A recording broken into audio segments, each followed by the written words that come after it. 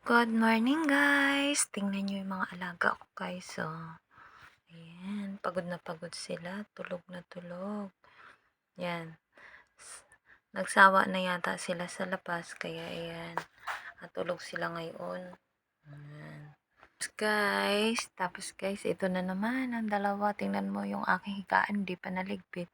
Hinigian na nila. Ayan ang aking inampon. Ayan. Ayan ang isa. Yan, o, 'di ba tulog na tulog sila. Pagod na pagod sila galing sa labas. Yan, mga hindi naligo. Pero ito, bango ng baby ko, yan. Ang baby kong ito, hala. Yan. Yan, naligo siya kahapon. Pero ano, kaya maitim ang nguso kasi yung parang ano ba tawag doon? Yung gasgas. Gasgas ba?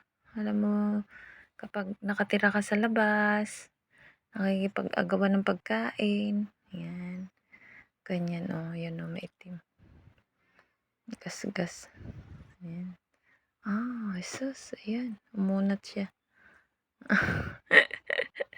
Haba din yan, Yan.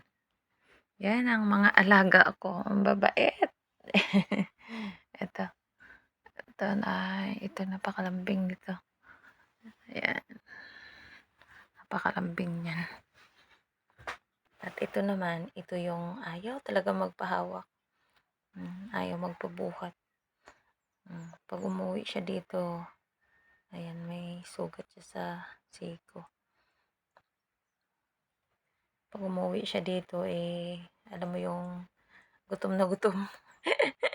Ngangal-ngalan ikaw, ha? Yan lang guys, share ko lang yung mga alaga ko, mga makukulit.